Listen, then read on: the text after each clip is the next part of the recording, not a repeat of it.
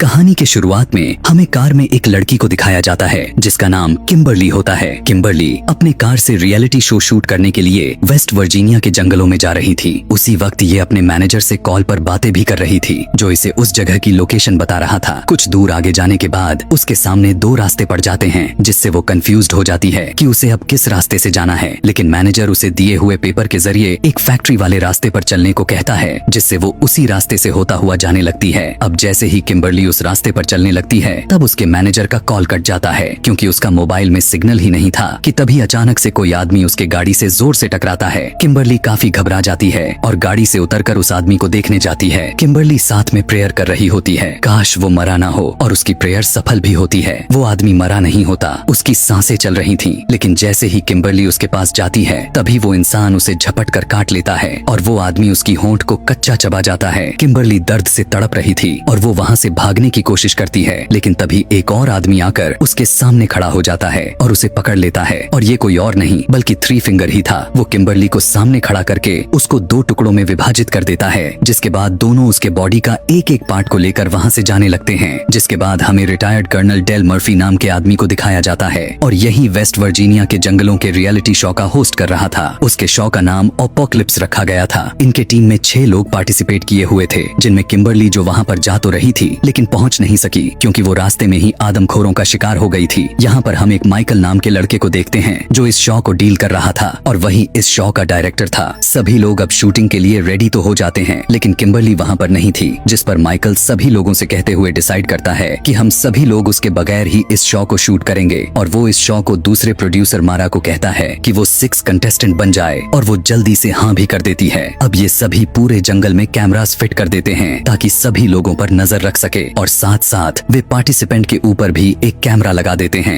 जिसके बाद shooting start हो जाती है। डेल लोगों को अजीबों गरीब टास्क दे देता है कि उन्हें जंगल में जाकर खाना ढूंढना है। वो उन सभी लोगों को एक एक टीम में डिवाइड कर देता है, और जो इनका शो के रूल्स होते हैं वो उन्हें बता दिए जाते हैं। जिसके बाद शो को स्टार्ट कर दिया जाता है। अब यहाँ पर जो इन्होंने आरवी में कैमरा लगाया था, उस फुटेज में हम नील को देखते हैं, जो उस समय वो टॉयलेट कर रहा होता है कि तभी अचानक पीछे से थ्री फिंगर आता है और नील का गला काटकर उसे मौत की नींद सुला देता है। यहाँ पर हम डेल को देखते हैं, जो जंगल में अपने गेम को सेटअप कर रहा होता है, और जब वो अपनी गाड़ी पर बैठता है तब वो देखता है कि किसी ने एक तीर से उसके गाड़ी को पंचर कर दिया था, और उस पर भी कोई अपने तीर से वार करना शुरू कर देता है। लेकिन किसी तरह वो खुद को बचाता है और भागकर एक पेड़ के पीछे छुप जाता है। लेकिन तभी थ्री फिंगर अपने कुल्हाड़ी से मारने की कोशिश करता है, लेकिन डेल बच जाता है और अपने चाकू को निकालकर उसकी तरफ मारता है, जो सीधा जाकर उसकी सीने में लगता है। लेकिन थ्री फिंगर को इससे कोई फर्क नहीं पड़ता कि तभी अचानक पीछे से एक और आदमखोर आता है और उसे मारकर बेहोश कर देता है।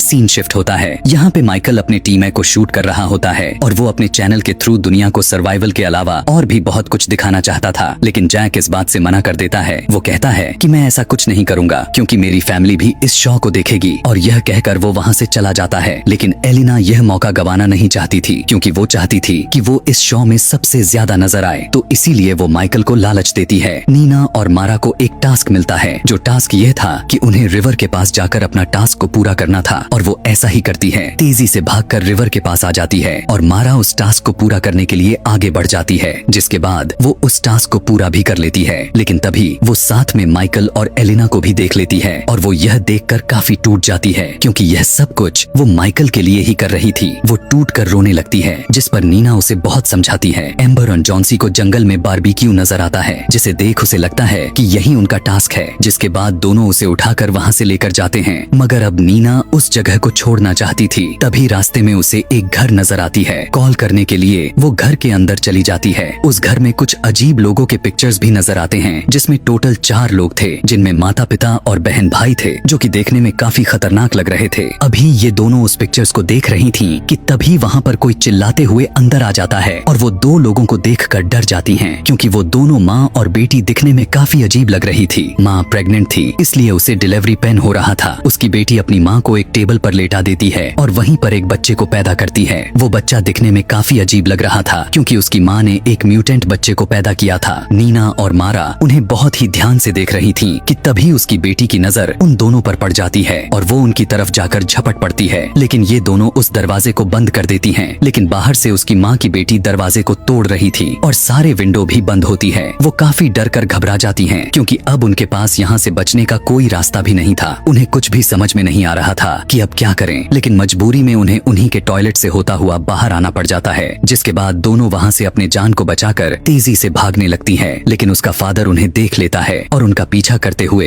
एक कुल्हाड़ी फेंकता है जो सीधा जाकर उसके सर पर लग जाती है। नीना यह देखकर वहाँ से डरते हुए भागने लगती है। वो आदमी यानी उस बच्ची की फादर वहाँ पर आकर मारा के सिर से कुल्हाड़ी को निकालता है और नीना का पीछा करने लगता है। लेकिन नीना एक जगह पर छुप जाती है और अपनी जान बचाने की बहुत कोशिश करती है। दूसरी तरफ उस बच्चे की माँ ट्रक लेकर अपने पति को लेने आती है और ट्रक के ऊपर उसने मारा को भी बांध दिया था। वो उसके उंगली को खाकर फेंक देती है और वो उंगली सीधा जाकर नीना के पास गिरती है। नीना यह देखकर अपने आप को बहुत संभालती है और जब वो दोनों वहाँ से चले जाते हैं तब नीना भी वहाँ से भाग जाती है। माइकल वहाँ से निकलकर हावी की तरफ चल जाता है और एलिना को वहीं पर छोड़ देता है। म्यूटेंट ब्रदर छुपकर काफी समय से उन दोनों को देख रहा था कि तभी वहाँ पर उसकी बहन भी आ जाती है और उसे ऐसा करते हुए देखकर जलेश होती है और उसे मारने लगती है। एलिना वहाँ से भागने की कोशिश करती है कि तभी उसकी बहन एक चाकू लेकर उसके पीछे पड़ जाती है। वो अपने चाकू से काफी ज्यादा जख्मी कर देती है और वो उस पर इतना ज्यादा वार करती है कि वो वहीं पर अपना दम तोड़ देती है। अगले सीन में डेल को जब होश आता है तब वो देखता है कि किसी ने उसे उल्टा लटका दिया होता है। थ्री फिंगर उसके सामने खड़ा होकर नील को काटकर अपनी डिनर की तैयारी कर रहा था कि तभी पति पत्नी भी वहाँ पर अपने ट्रक को लेकर आ जाते हैं और वो अपने मारा कि डेड बॉडी को वहाँ पर रखकर चले जाते हैं। अब यहाँ पर थ्री फिंगर डेल को मारने ही वाला था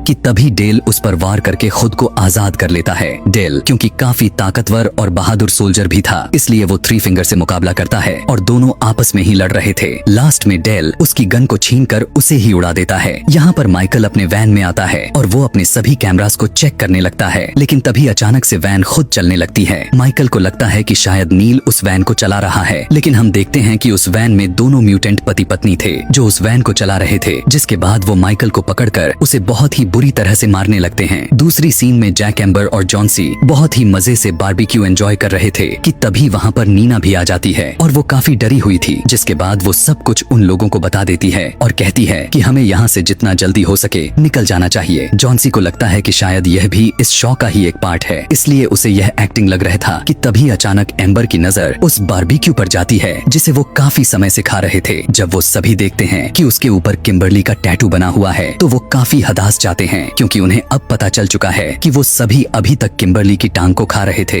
ये देखकर सभी वहाँ से भागने लगते हैं। वो दौड़कर अपने वैन की तरफ आते हैं, लेकिन वहाँ पर उन्हें कुछ भी नजर नहीं आता। जिसके बाद वो सभी डिसाइड करते हैं कि अगर हमें अपनी जान बचानी है तो उन्हें पेपर मिल की तरफ भागना होगा। डेल को भी वो घर मिल जाता है और उस घर में उसे मेनार्ड नाम के आदमी मिलता है। मेनार्ड मूवी के फर्स्ट पार्ट में गैस स्टेशन का मालिक होता है। जिसके बाद मेनार्ड वहाँ और इन म्यूटेंट्स के बारे में बताता है। वो उसे बताता है कि ये म्यूटेंट्स इनब्रीडिंग और पेपर मिल से निकलने वाले केमिकल वेस्ट की ही पैदावार हैं। और जैसे ही उसे पता चलता है कि डेल ने उसे मार दिया है तब मेनार्ड डेल पर अटैक कर देता है और उससे कहने लगता है कि थ्री फिंगर मेरा बेटा था। डेल वहाँ पर पड़े एक डायनामाइट को उठाकर मेनार्ड के पीछे लगा देता है जिसे एक बहुत बड़ा ब्लास्ट हो जाता है और उसकी बॉडी तहस नहस हो जाती है। इसके बाद डेल उन सभी म्यूटेंट्स से लड़ने की तैयारी करने लगता है। यहाँ पर ये चारों पेपर मिल को ढूंढ रहे थे कि तभी जंगल से उन्हें किसी के चिल्लाने की आवाजें आती हैं और वो भाई बहन थे और उन सभी को देखकर दोनों उनके पीछे पड़ जाते हैं। नीना इन तीनों को छोड़कर वहाँ से भाग जाती है। वो तीनों उनका मुकाबला करता है। वो सभी उनसे लड़कर उन्हें काफी ज्यादा मारते हैं और वहाँ से भाग जाते हैं। यहाँ पर नीना भागते भागते एक गड्ढे में गिर जाती है। वो बाहर निकलने की बहुत कोशिश करती है लेकिन वो ऐसा नहीं कर पाती और वहीं पर फंस जाती है। नीना एक सेल्फिश लड़की थी। वो सभी को मुसीबत में छोड़कर भाग जाती थी, लेकिन फिर भी जैक उसे ढूंढने का फैसला करता है। एम्बर और जॉन्सी को कहता है कि तुम दोनों मिल की तरफ चले जाओ, हम दोनों वहीं पर मिलेंगे, और खुद वो नीना को ढूंढने चला जाता है। जिसके बाद नीना की चीख से वो उसे ढूंढ लेता है और उसे बाहर निकालने लगता है, लेकिन उसे बचाते हुए उसके शोल्डर में मोच आ जाती है। जब इन्हें वहाँ पर ट्रक की आवाज सुनाई देती तब वहाँ से भागने लगते हैं। भागते भागते वो एक झरने के पास चले जाते हैं कि तभी वहाँ पर उसकी बहन भी आ जाती है और उन्हें देख लेती है और उन पर गोलियां चलाना शुरू कर देती है। यह देखते हुए दोनों रिवर में ही कूद जाते हैं। एम्बर और जॉन्सी भाग रहे थे कि तभी जॉन्सी एक ट्रैप में फंस जाता है। एम्बर उसे बचाने की कोशिश करती है लेकिन वो खुद भी उसी ट्रैप में फंस जाती है।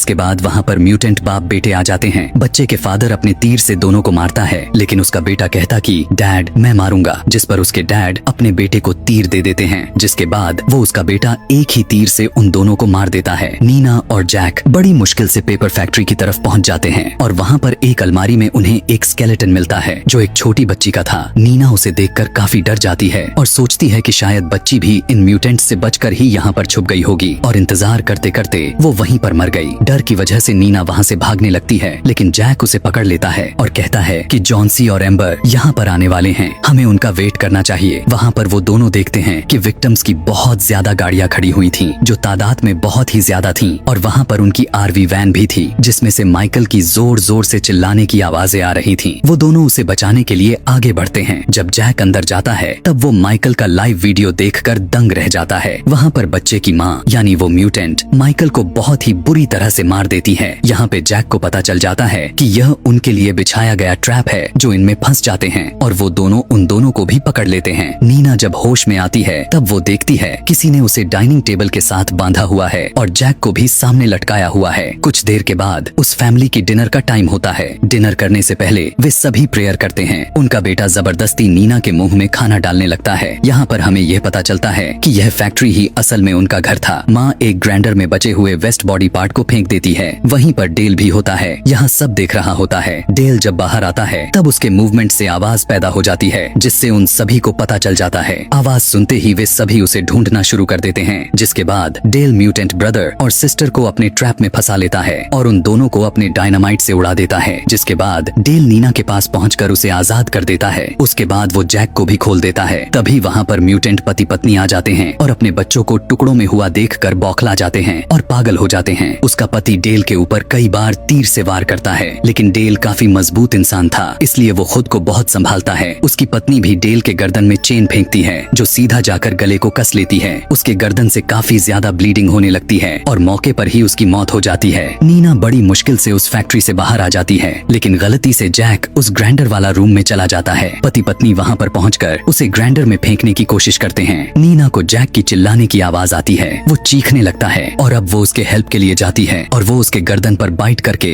उसका मांस निकाल लेती है और जैक मारते हुए उसके पति को ग्राइंडर में धकेलने की कोशिश करता है, जिसे उसका एक हाथ कट जाता है कि तभी उसकी पत्नी वहाँ पर आकर उसे बाहर निकाल लेती है कि तभी नीना एक लिवर को खींच देती है, जिससे एक बड़ी सी पेड़ की लकड़ी उनसे टकराता है और उन दोनों को ग्राइंडर में फेंक देता है, जिससे उनका बॉडी के चिथड़े हो जाते हैं। जिसके बाद नीना और जैक एक कार में बैठकर वहाँ से चले जाते हैं। लास्ट सीन में हम देखते हैं कि थ्री फिंगर अभी मरा नहीं होता, वो जिंदा था, जो कि डिफॉर्म बच्चे को फीड कर रहा होता है, वो भी मारा के फिंगर से, जो दिखने में काफी अजीब लग रहा था। और इसी के साथ यह कहानी यहीं पर खत्म हो जाती है। Thanks for watching.